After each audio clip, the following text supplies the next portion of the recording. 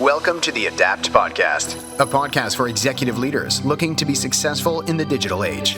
Get practical tips from successful leaders and listen as digital movers and shakers talk about how they transformed companies into the digital era. Here is your host, Luis Gonzalez.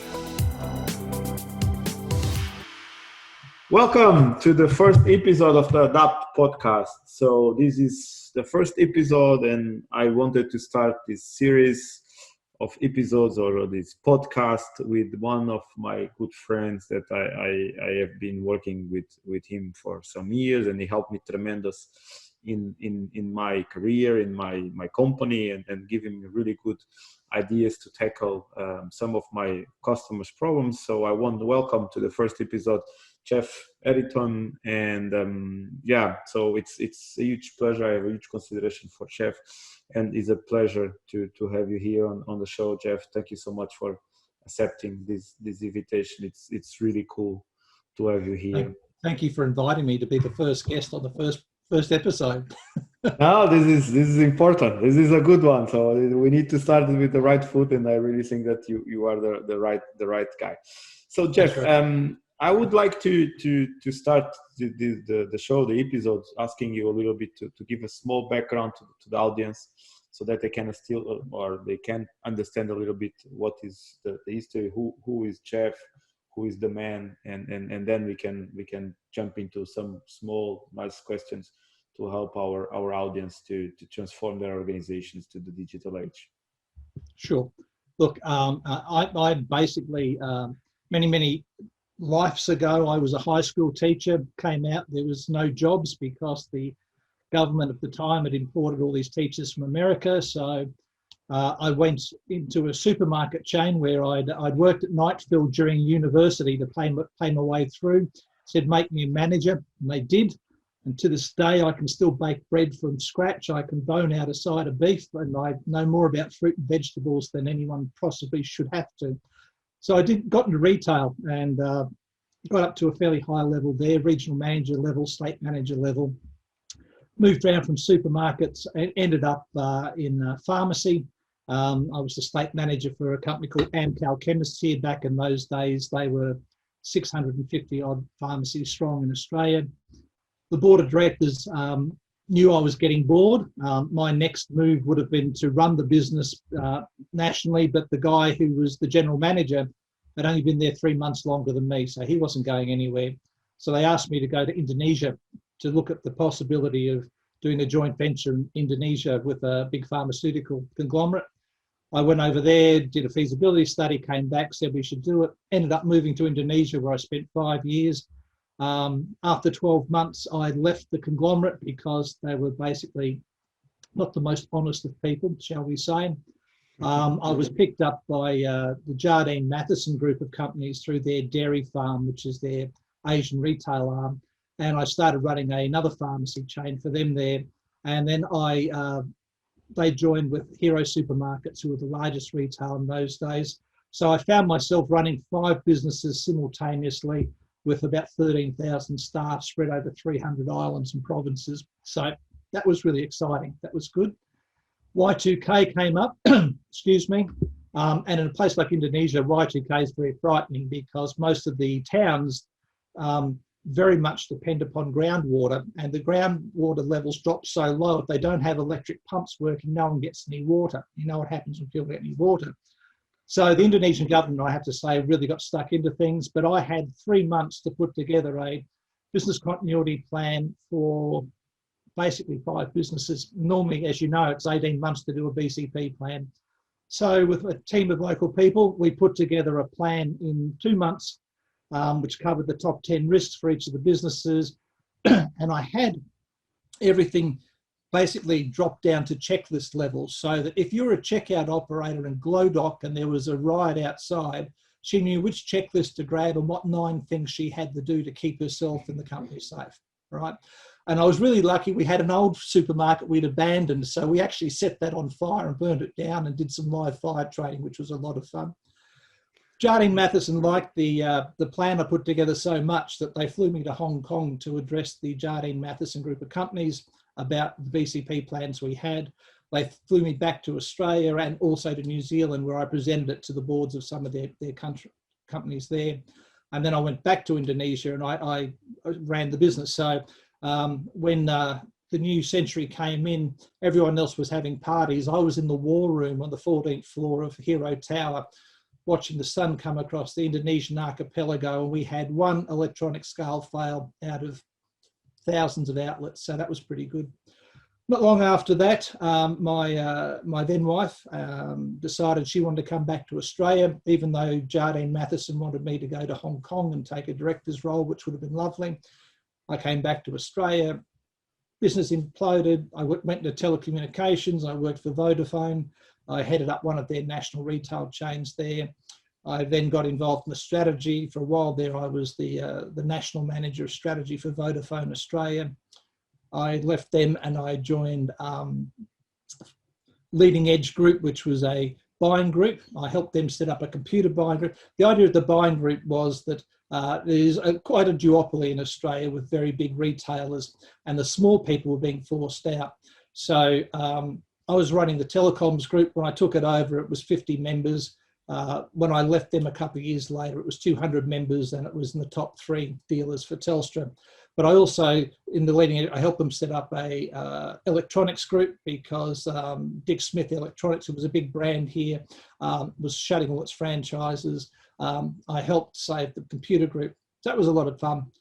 I then moved to another phone company, didn't like the people, didn't like the culture, left there after 4 months and joined Telstra, our #1 telco here. I launched the NextG network in Australia with the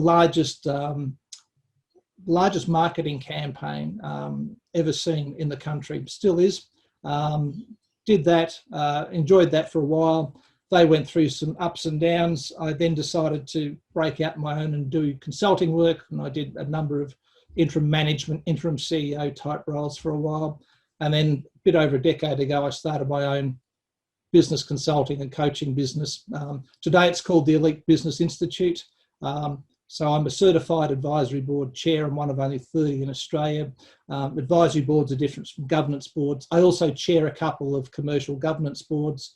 So I'm a business coach, I'm a business advisor, I'm a strategist, and I have a lot of fun doing what I'm doing. That's cool.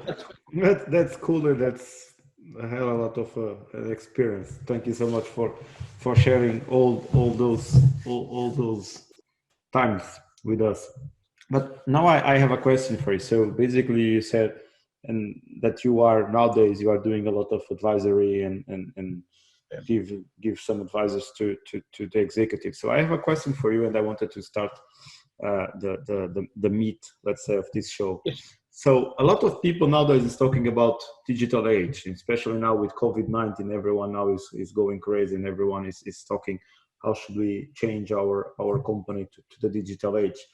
But from my point of view, I think that a lot of people, they really don't have a concrete definition of what is the digital age.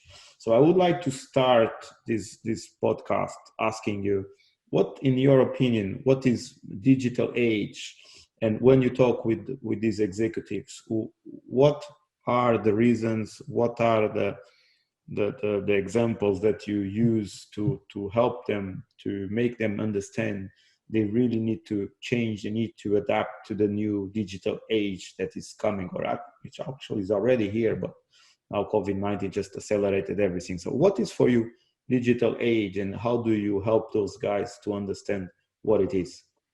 There's really quite a dynamic tension at work here, because people are people, and yet the way we interact is changing quite dramatically. As you say, COVID was an accelerant. So things like airline industry in particular, hospitality hadn't been absolutely smashed. But the digital age to me is literally, it's really about a tool set more than anything else. I mean, yes, there's impacts on your lifestyle and whatnot, but the digital age enables businesses to have a suite of tools, applications, whatever you want to call them, that enables them to interact with their staff, their suppliers, their government, and more importantly, their clients at a whole lot of different levels and with a greater sense of immediacy than we've ever had before. I mean, if we only go back 10 years ago, everyone was faxing, especially here in Australia.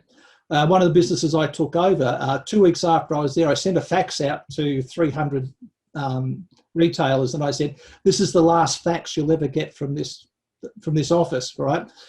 I've said we call it electronic now. I said, electronic age is here, so from now on we will communicate through email. So if you don't have an email address, you need to get one by the end of next week. Well, they yelled and they screamed, but the bottom line is the digital age is about doing things more effectively, more efficiently, and with a great deal more productivity. The downside of that is, because it is so ubiquitous and we've got hold of it and we're able to access it on one of these things, is that people fall into time sinks. I mean, Facebook is notorious for people wasting hours and hours of their lives on it.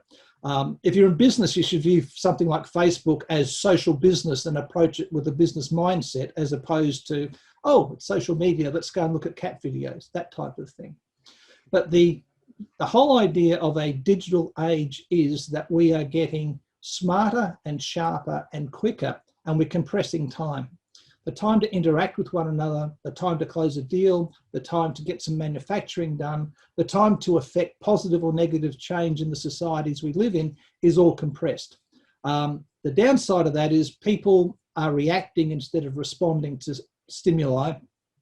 They're just bang, bang, bang doing things because that's what they're used to. Whereas they should be training themselves to step back, look at the bigger picture, and then decide how they'll respond. And that's one of the downsides of the digital age, is it's forcing an immediate sense of reaction. And quite frankly, the biggest downside I see is it's given all these people that in the past we would have laughed and not given any notice to, it's given them the ability to find thousands upon thousands of other people who hold the same beliefs and feelings they have. So we have, unfortunately, as a side effect, not only increased efficiency, effectiveness and productivity, but we've also enabled groups of people who are not the smartest tools, the smartest people, to find that there's lots of other people who share the same beliefs, and that's a negative of it. But I also would suggest that the digital age is still very much a first and second world thing. In the third and fourth worlds, I know India, they've bypassed PCs almost entirely and gone to mobile phone networks. Philippines, everything's transacted on mobile phones as well. But pretty much in most third and fourth world countries, the digital age hasn't really impacted yet. But in places like Europe, Australia, the UK, USA, Sweden, places like that, it's ubiquitous. It's another set of tools, and it's changing the way we interact in society. I mean, look at what we're doing here. You and I have known each other for a couple of years, and we've worked together for a couple of years. And because you were in Germany and now Portugal, and I'm in Australia, we used to use Skype. Skype was a bit jittery. Zoom fixed a few things, so we swapped the Zoom, which is good. Google Meets has got something which is actually looking quite interesting there. So the digital age is always about, really, at the end of the day, especially in business, it's about how we interact with one another. And things like Zoom is become the default. I mean, it's actually become a verb now. I'll Zoom you later. I had someone say to me yesterday, I'll Zoom you later. Okay, you can Zoom me, or you can call me, or whatever. It also means that,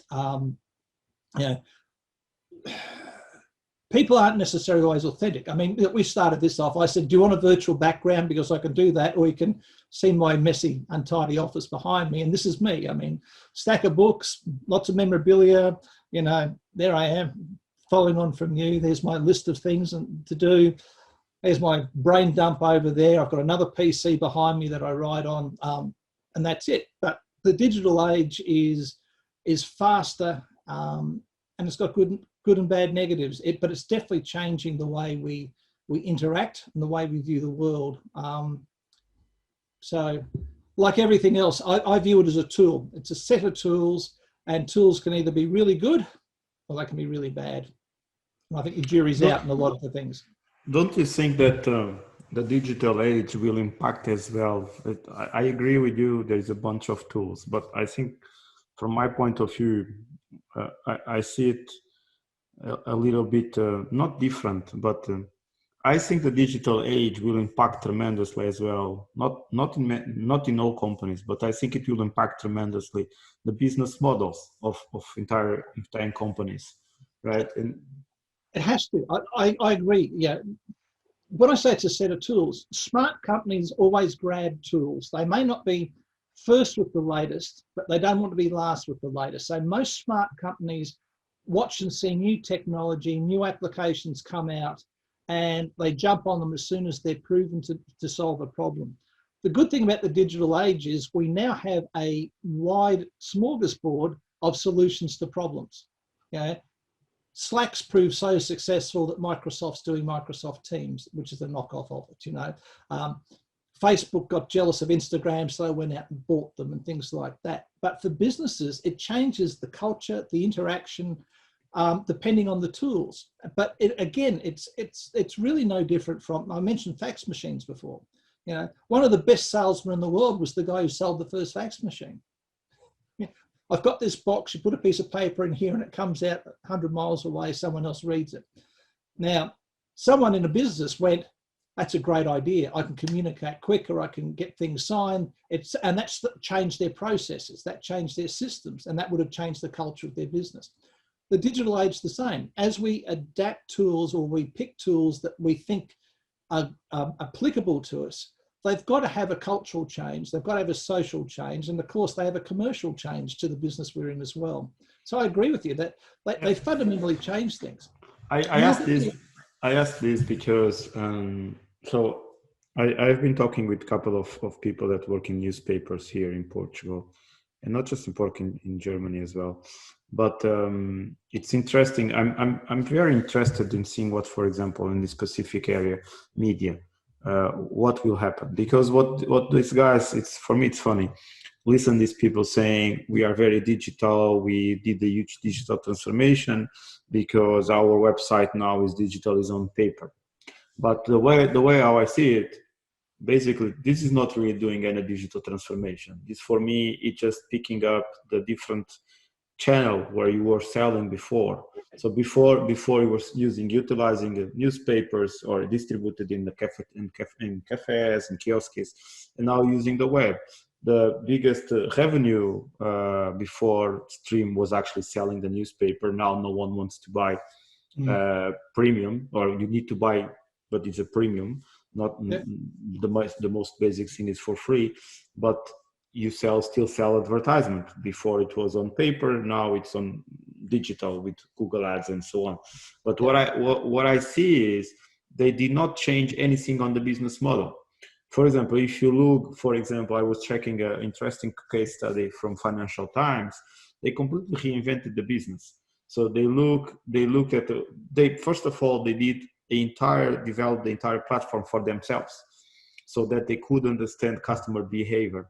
Then they were able to fully customize the experience, ads and everything, because they knew the behavior of the readers. And they were able to generate extremely relevant information to the people based on their behavior. They even then, of course, they still had the physical newspapers, but they were able to track and do a distribution software for the trucks. So they could optimize tremendously the distribution and the supply chain. And if you take a look into that, it's actually reinventing completely the way how they run the business. But most of the companies, they think that changing the channel, distribution channel, sales channel is the digitalization for them. Yeah, look, it's the way you do things in a business. I mean, newspapers is a great example. They used to printed, they ran on ads, suddenly ads became available online, then people were able to access what they wanted on this whenever they wanted. They didn't have to wait for the afternoon edition or the morning edition of the newspaper, and it changed. And a lot of newspapers didn't catch on to that, and they just tried to take their existing business model and they viewed digitization as just a different means of delivering it. They didn't fundamentally change what they did. That's the problem. But smart businesses are going to look at everything they do. They're going to look at their processes, their systems, the way they interact with their clients, their upstream, their downstream interactions, and they're going to see how they can make those things more effective, more efficient, and different. Because as newspapers are finding out, here in Australia at the moment, we've got the government taking Google and Facebook to court saying you have to start paying for the news stories you take from the press. And the press is saying, great, because they've ripped us off. But you know what? They're only saying that because they didn't change their model. They just changed their delivery mechanism. That was it. So smart businesses are going to look at their entire business and they're going to say, if we're able to do this more effectively, more efficiently, we should do it. But what's the knock-on effects? And they need to be figuring that out. What's the effects horizontally within the business, vertically up and down as well? And they need to be looking at best in practice to do those things. That's why I get so excited about your ADAPT methodology and those sorts of things, because you're helping businesses not just grab tools, you're helping them to actually transform the way they do so they maximize the benefit of the tools. But more importantly, they don't become a newspaper where they're just trying to do the same thing in a different medium. And that's what digital transformation's about. It's about still serving your customers, still looking after your staff, still dealing with suppliers, but it's about looking at the way you do it. And in some cases, your existing model will transfer across probably quite seamlessly. Fantastic. But in most cases, you should be thinking about how will this affect upstream, downstream, and what should we be doing to maximize this, and how will it change our business model? I mean, you just look at what's happened here with manufacturing industries. Everyone here in Australia, nearly all the cars shut, all the clothing went, all the shoe manufacturing, all that sort of stuff went overseas to China. Great. China is the world's factory, and that works really well. You have something like COVID, and suddenly you got shops with empty shelves. Retailers has been hit so hard, and people have been talking for years about online's going to destroy retail. I personally don't think it will, but it's going to change the nature of retail to where people still like to be able to pick things up. They still like to be able to look at them and smell them and all that sort of stuff. You can't do that online, at least not yet. And I don't think we'll see it in my lifetime. But people will often now go to a retail store and go, oh, great, that's what I want. Can I get it cheaper on eBay? Can I get it on Amazon? Can I buy it direct from the manufacturer? So it's changed. There is a ski shop here near where I live on the Central Coast. And what was happening was people were coming in and getting fitted with ski boots. So they knew the size, the brand, etc. And then they'd walk out and they'd buy them online. So what the ski shop did was they said, we will fit your boots for $40. And if you buy a pair of boots in store, we'll take the $40 off the cost of the boots. So they started stopping that. They started bridging over that break between people going and getting the knowledge firsthand and then ordering online. They gave people an incentive to actually buy at the shop. But retail's changed a lot. Food shopping, people were always going to go to, but again, home delivery's taken off there. I think a lot more retail, if they're smart, they're going to turn into almost showroom type areas where fulfillment will just be done online. If you like that dress, great, I'll order it for you. It'll be at your house tomorrow. Fantastic, right? That's changing. So the smart retailers here in Australia are starting to figure out how can they do it. They're already changing. I mean, the supermarkets here, they first of all started with increasing the number of self-serve checkouts to get people used to the idea of doing their own groceries or small things. One of the biggest change, Coles is now lately trialling these checkouts where you pack your bags yourself, right? So what they're really doing is they're acclimatizing their customers to firstly doing their own scanning and whatnot. Now they're getting used to packing things. The next step's going to be there won't be a checkout operator at all. You'll just turn up, you'll have a big conveyor belt, you put your thing, you'll scan it. If it doesn't scan it automatically, you'll pack it yourself, you go out, and the supermarkets no longer need checkout operators. And that's where they're going. I mean, Amazon's already trialing some stores like that anyway.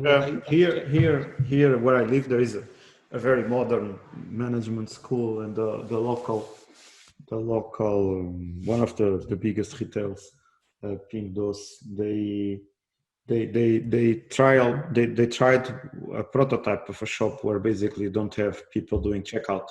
So the students go in, and because it's a university, so people are very young, so very open. They are very techie savvy people. So they try it, and a little bit what Amazon did. And a couple of weeks ago, I actually found out that they now figured it out that is the shop with the biggest amount of profit per square meter. Yep. in the entire country. So it's incredible. And we are going, I think it's impossible to not. It's a good example of digital transformation affecting a physical transformation, in that the technology has gotten so good now that people will be able to scan themselves. So it's about acclimatizing your customers in a staged manner to going from turning up and having a checkout operator do everything for you to doing some stuff yourself, to doing more, until eventually you're doing the whole thing by yourself, which then of course means profit per square meter goes up. And in something like supermarkets, that's really important. I used to run supermarkets, and when I was running them, they used to make 1 cent in the dollar net operating profit. I ran the first supermarket in Australia that did 3 cents in the dollar net operating profit. People were amazed, but I was also the first scanning supermarket in Australia. So I was the first one to put scanning in, and I was the first store manager to go through all the reports and actually see what the turnover and the profit margin was on every product in the shop.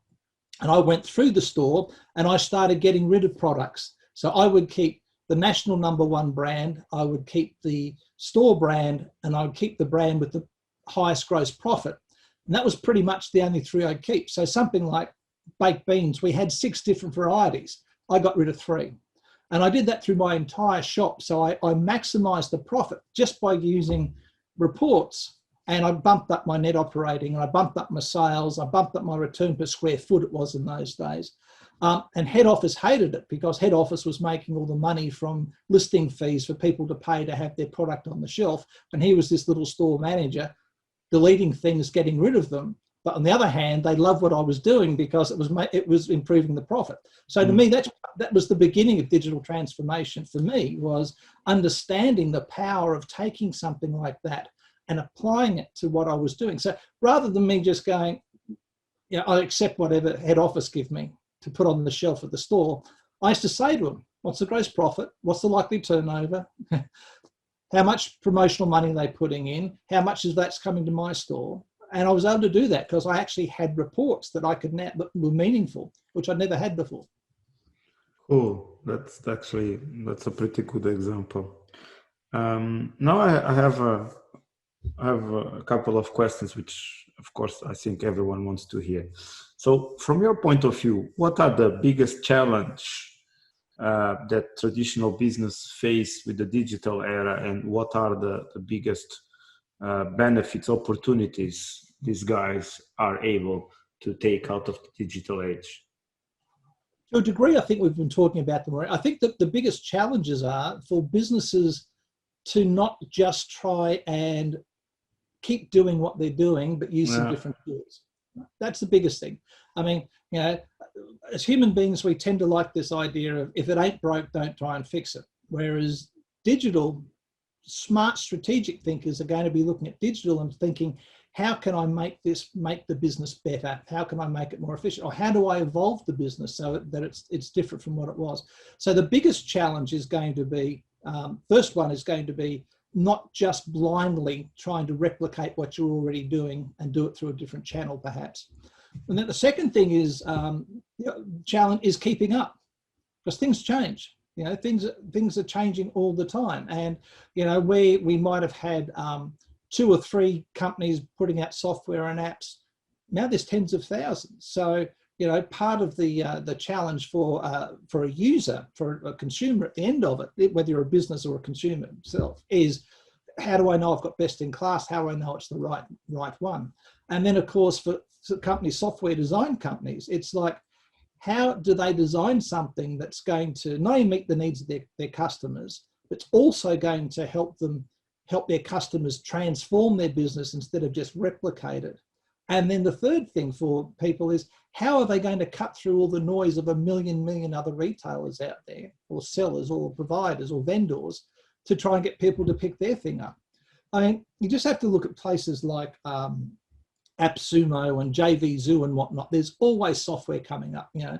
India's got so many entrepreneurs, and they're pumping out software all the time, some good ideas, some not, some AI-driven video creation platforms, teaching platforms. You are actually touching in a really important point, because I think a lot of leaders from big companies, they don't realize how easy it is for new startups to coming into the market and steal their market share, because the price of entering in the market is so low nowadays.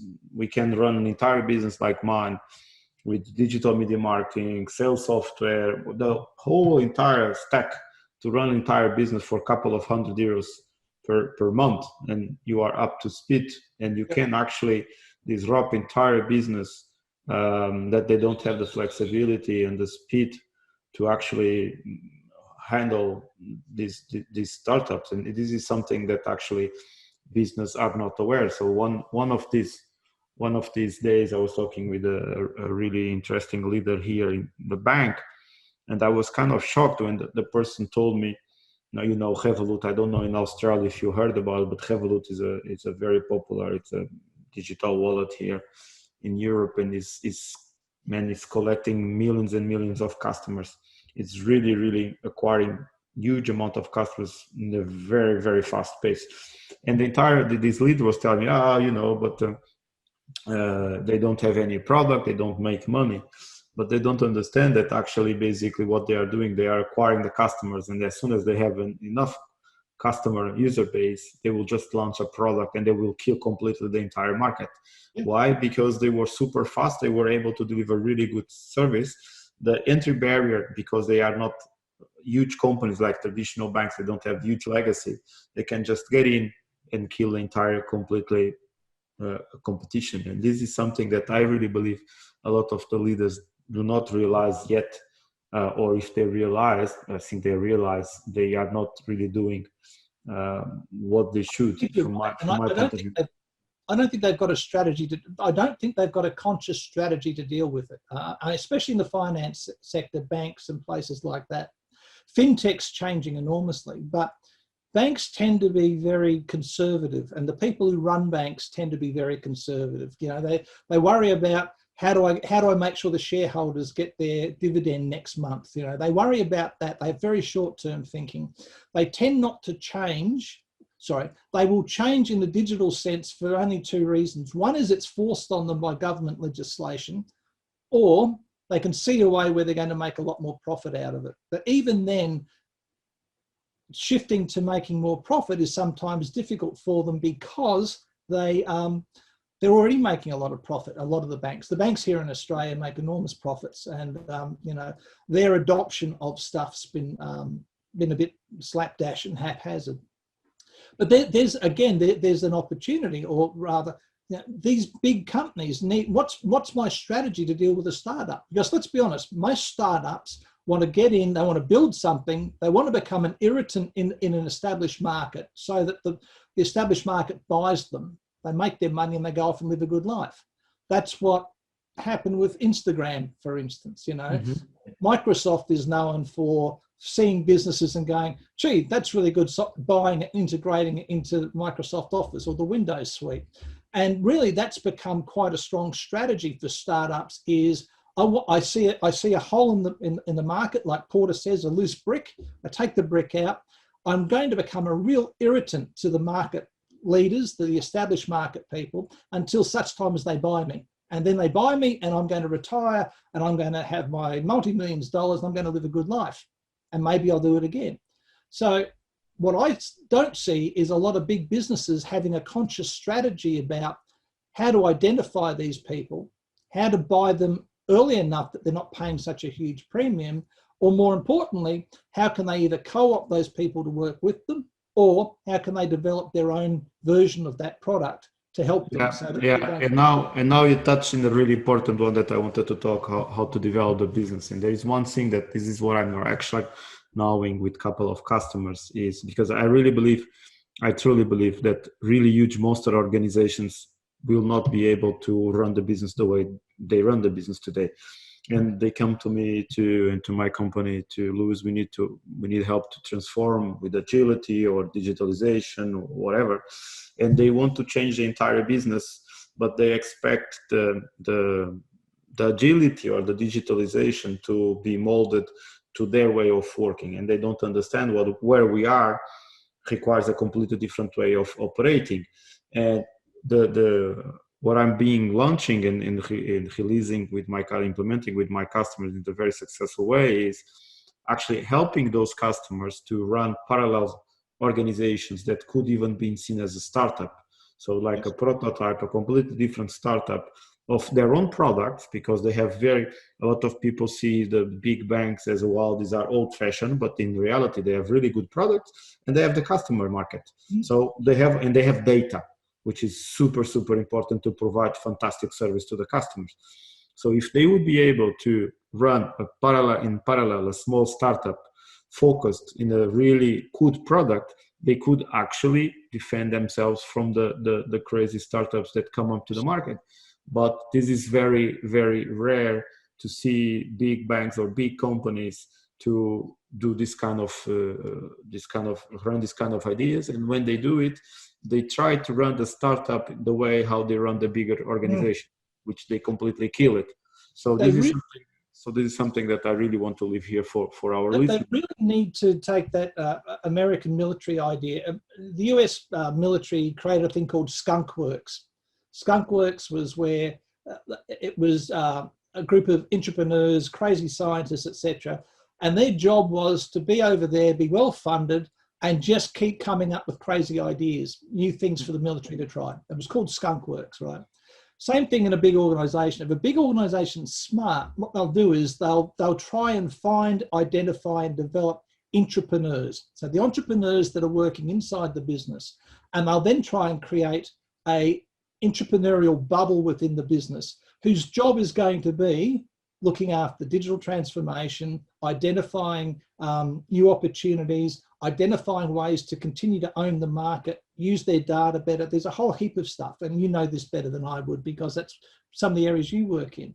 But really take a bank or take a telco, take a manufacturing company, pharmaceutical, any of those really big ones. The smart ones are going to be creating their own internal skunk works, which is sort of what you're talking about. They're going to be creating their own startup type culture, startup bubble within the business. And rather than them expecting that bubble to be producing 12% bottom line profit, what they should be doing is looking at how many ideas they're producing. If they produce 50 ideas and only one comes off, that one's probably enough to save the business from losing market share. Again, I think you touched on a very interesting point, because that would force the companies to manage innovation, and managing innovation and having a portfolio of innovation is a completely different game, because people are used to, or people not, but companies are used to manage projects, whatever portfolio of products, and it's always about ROI. And managing a portfolio of innovation is not anything related to ROI. It's much more how many ideas are we generating, and how many of these ideas actually has potential to really turn into a multi-billion business idea.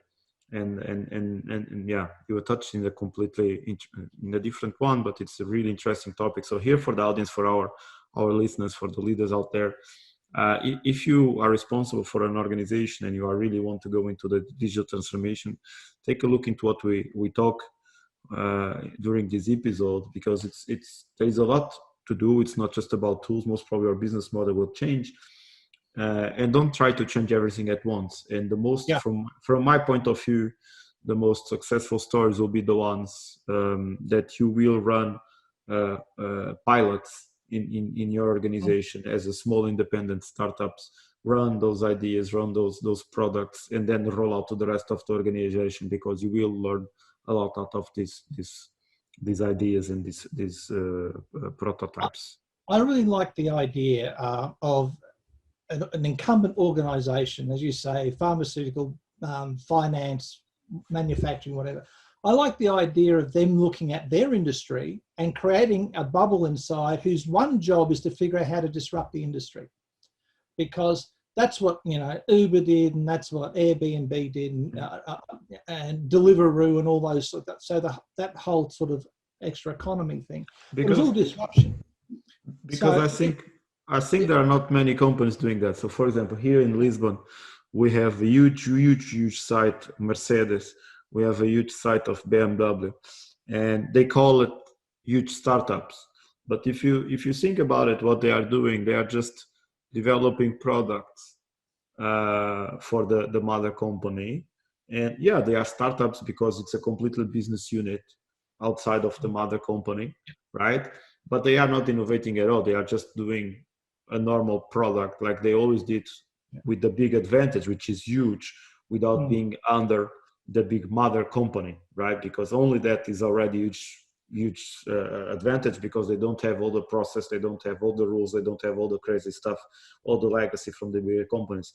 But it's interesting that very few of them actually run software. In this case we are talking about software as an innovation generating. Of course, Mercedes and BMW, they have huge sites for innovation, right? These guys we are talking some of the best brands in the world, so for sure they have huge innovation labs. But we are talking about software in this concrete case, and not everyone has the same budget and some ideas as a Mercedes or BMW. I think we have to be clear too. I mean, the incumbents and the way they think about business is very rigid. It's return to shareholder, return of investment, all that sort of stuff. They don't think often enough about return on or return of investment, in terms of, it's important that yes, places should necessarily be trying to add to the bottom line, but they need to have those little disruption bubbles, those innovation bubbles.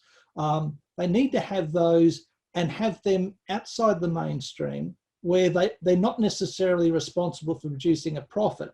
But what they are responsible for is maybe producing threat responses.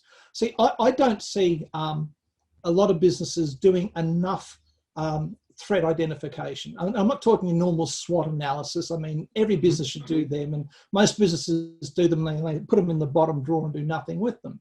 But one of the things you do in business continuity is you look at a department or an area in a business and you go, what are the top 10 risks currently? What are the top 10 risks in 6 months, 12 months, 18 months? Will they change? And then you go, all right, those top 10 risks, if this one happens, is there anything we can do to take it off the board, remove it entirely? Is there anything we can do to mitigate it and reduce the impact it has on the business? If we can't reduce it, we can't take it off the board, then what do we need to do to survive it? And then what do we need to do to recover from it after that risk is gone? That's basic business continuity planning. Yet I see so few big businesses or even small businesses doing it or understanding it. They'll all do their SWOT analysis, their TOWS analysis, their pest analysis, all that sort of stuff. But they don't do the fundamental stuff of what are the immediate threats? What are the most likely threats? What is their, if they've got a high likelihood, how can I remove them, mitigate them, endure and recover from them? And that's where the sort of work you do in terms of digital transformation, a part of that can help them by setting up these innovation bubbles, these disruption bubbles in them, to identify those and figure it out. So whilst they may not give an immediate euro to the bottom line effect, what they do is they give a threat response, which could possibly save many millions of euros just by having it there in place. So there's a real opportunity in terms of digital transformation, I think. I couldn't agree more. There's huge opportunities there. A lot of people were talking or were asking a couple of weeks ago, what do I think about COVID-19? And for me, COVID-19 is a huge opportunity. It's a tremendous opportunity for business.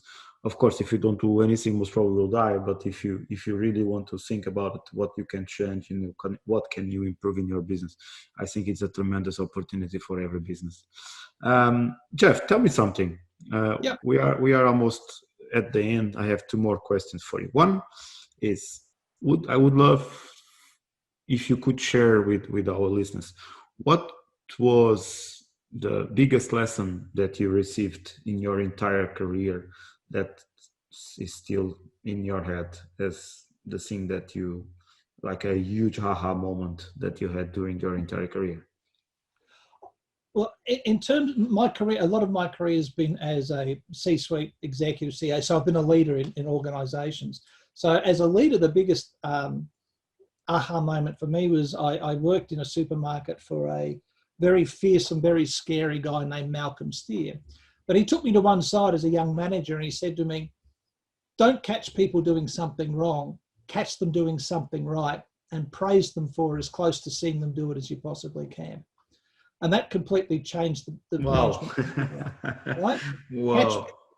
And I absolutely love that. So I adopted that, and I've had some reasonable success as a manager and a leader, but it's because I try and catch people doing something right. It doesn't mean I ignore when they do things wrong, but it means my whole mentality and the whole community, the whole internal culture I create is focused on doing things right and catching people doing it and praising them for it, the old 1 minute praising thing. So as a leader, it's that. As someone who's a business advisor, business coach, whatever you want to call it, my biggest aha moment has probably been the last couple of years where relevancy is just become so important. I have to say, I've been very lucky. I mean, I've been in business as a coach for about just over a decade now.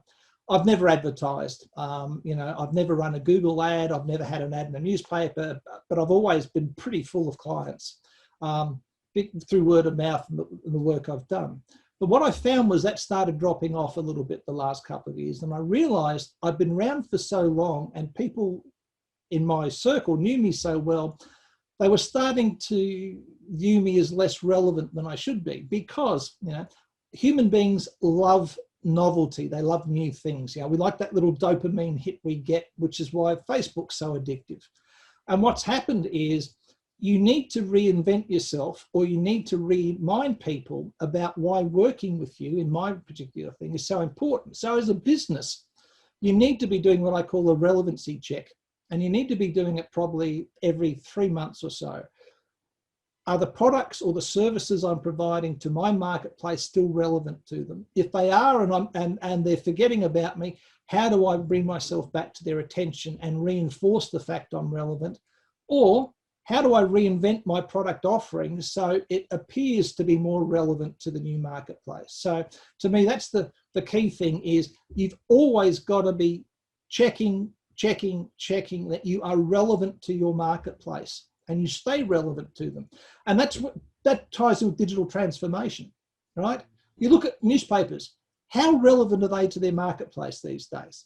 Yeah, this much. Right? That's funny that you are talking about, because that's exactly the first pillar of the ADAPT methodology, is the approach, which is basically how do you approach the customers in the digital age?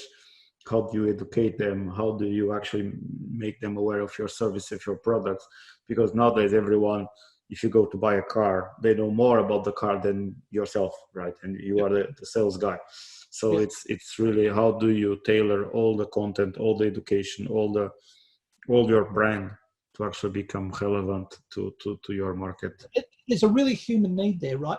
Because it's a million channel world and there's all this stuff coming at us and it's making us react instead of respond and think things through. The people that are going to be most successful are the people where they have a clearly defined customer. And a smart business will have 2 or 3 ideal customers, different levels. But say you've got one, and that one customer is going to look at your marketing or hear you speak and they're going to go, he understands me. He understands my problems. He's relevant to what I need to do. Wow, I hadn't thought of that. He can help me get to where I want to go. It's all about relevancy and about people knowing that as a business, you get them. They need to know that you can identify them, their pain and what they want to do. The days of pushing stuff out to people, ad hoc, there's still some part of that, but really it's much more tailored. Like you said before, software's made it so that we now have global small businesses that get run from a place like mine.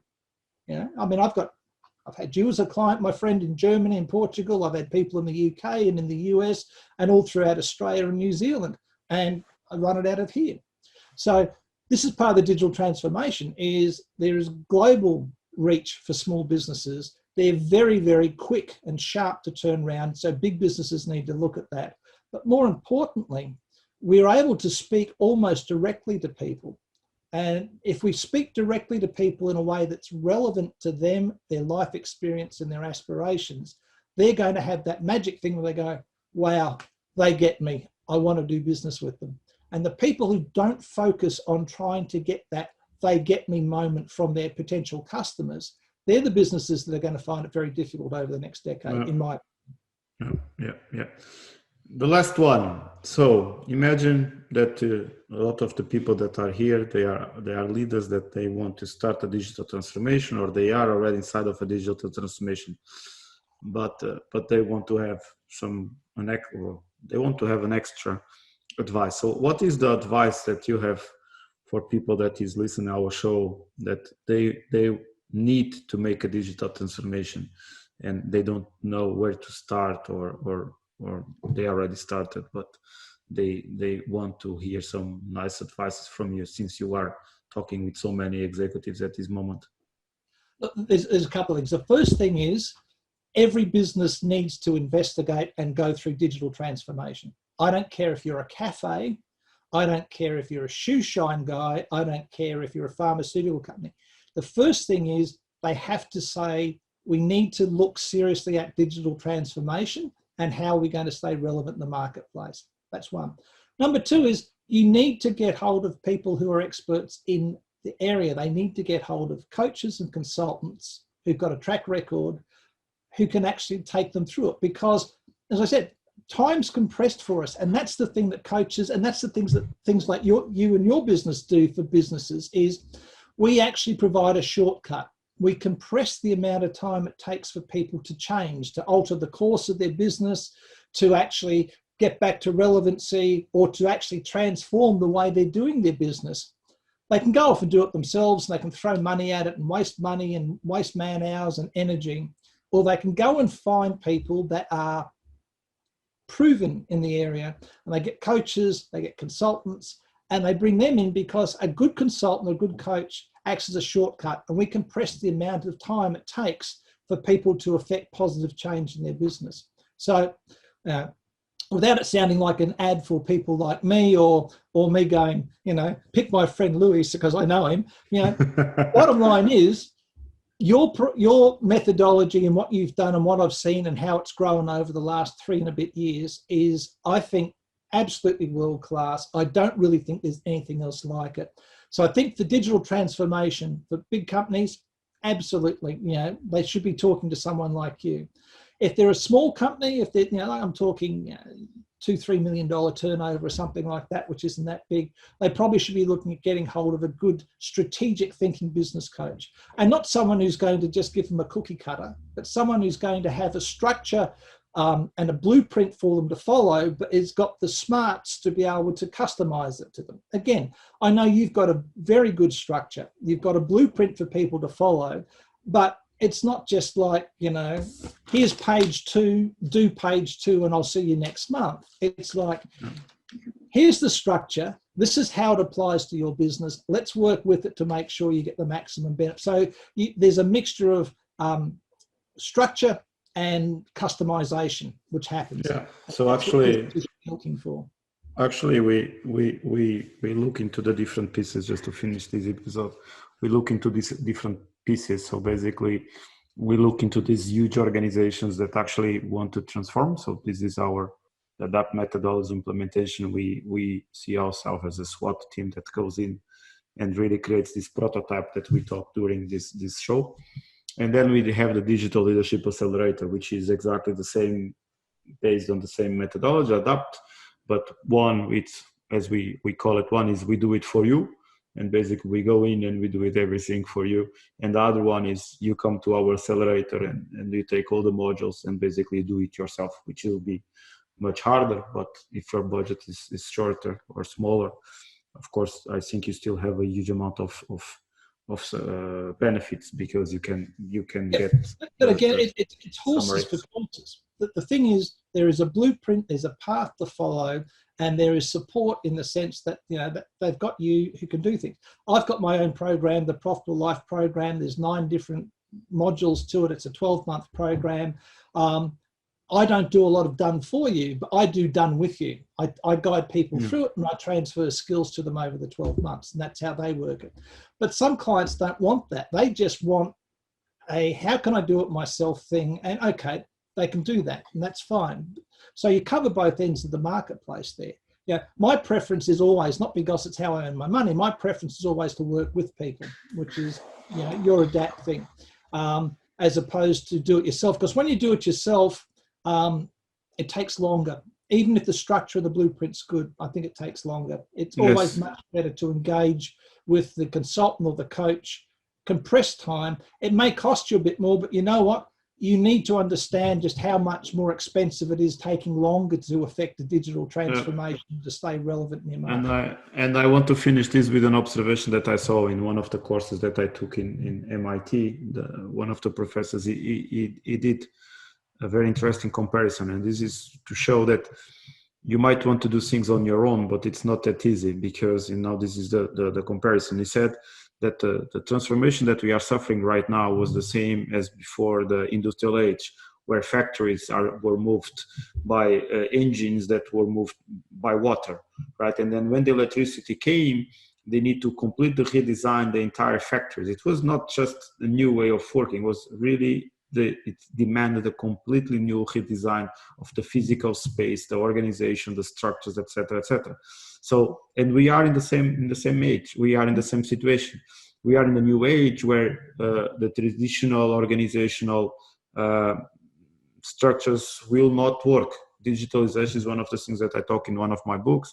The organization will need to change. A matrix organization is a complete outdated. The functional department is a complete outdated way of designing organization. And now we need to go into products. You need to go into value streams. So this is something very, very hard to manage yourself or your team if you never saw it implemented. So this is, I really believe and agree what Geoff said here, that it's really not trying to sell any consulting. This is not a podcast for selling or advertising, but it's really advising you. Try really to be surrounded with really interesting partners that can help you, because your journey will be much more successful, much more faster. Yeah. Okay, Geoff, thank you so much. It was a pleasure. Was a pleasure to have you here. I hope you enjoyed to be here. It was super interesting. I hope our listeners like the show. So, man, thank you so much, and see you soon. Bye-bye. You too. Take care. Thanks, Louise. Thanks for listening to the Adapt podcast. Head on over to www.adaptmethodology.com/scorecard to benchmark your ability as a leader to adapt your entire organization to the digital era. You will be able to identify plenty of opportunities for leveraged growth.